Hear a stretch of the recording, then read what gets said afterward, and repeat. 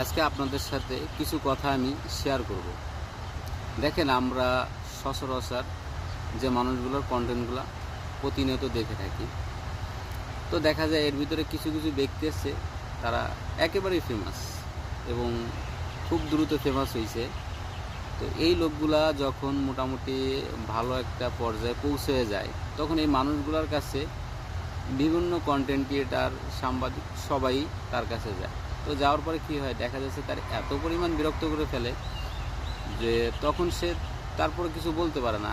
কারণ হচ্ছে যে যদি তখন সে তাদের অ্যালাউ না করে, তো মানুষ বলবে যে দেখেন সে ভাইরাল হয়ে গেছে, তার ভিতরে অহংকার, তার এই হয়েছে, তার ওই হয়েছে, মানে তাকে নিয়ে বিভিন্ন আলোচনা সমালোচনা হবে, এটাই স্বাভাবিক।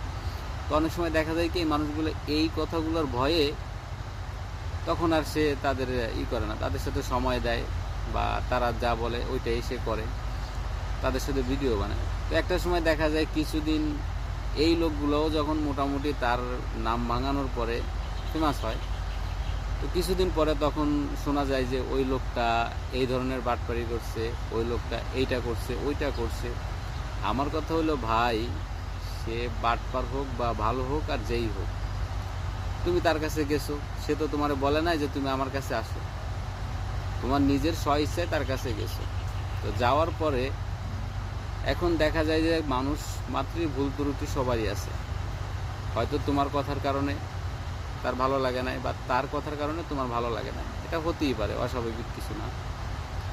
তো দুইজনের ভিতরে একটু মনোমালিন্য হইলেই যে একজন আরেকজনের ভিডিও বানাইতে হইব বা একজন আরেকজনের নিয়ে সমালোচনা করতে হইব, এই জিনিসগুলো কেন ঘটাও? আমার কথা হচ্ছে, যদি তোমার তার কাছে তারে ভালো না লাগে, তাহলে তার কাছে তুমি যাইও না। আর সে যদি তোমারে ভালো না লাগে, সেও তোমার কাছে যাবে না। আর যদি দুইজনের ভিতরে মনোমালিন্য হয়েই থাকে, তাহলে এটা ওইভাবেই চুপ থাকা ভালো।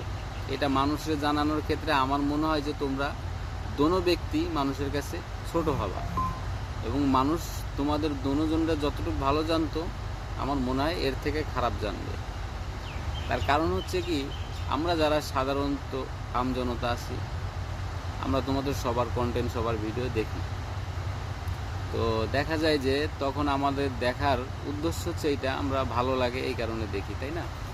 তো যখন তোমাদের ভিতরে এই মনোমালিন্যগুলো শুরু হয়, তর্কতার কি লাগে, তখন কিছু দর্শকের এরপর থেকে মন উঠে যায়।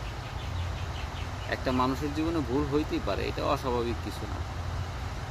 তো আমার মনে হয় যে ভুলের ঊর্ধ্বে কেউ না, কিন্তু কাউকে নিয়ে সমালোচনা করা বা তার সাথে হিংসা, অহংকার এইভাবে করা উচিত না।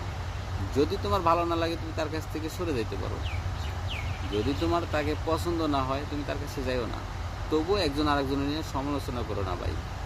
সমালোচনা জিনিসটা কখনোই ভালো কিছু আনতে পারে না এবং আনবে না। যদি আমার এই কথাগুলোর ভিতরে ভুল ত্রুটি হয়ে থাকে, অবশ্যই সবাই ক্ষমা দৃষ্টিতে দেখবেন এবং সবাই ভালো থাকবেন। আর কাদের উদ্দেশ্যে নিয়ে কথাগুলো বলছি অবশ্যই আপনারা বুঝতে পারছেন।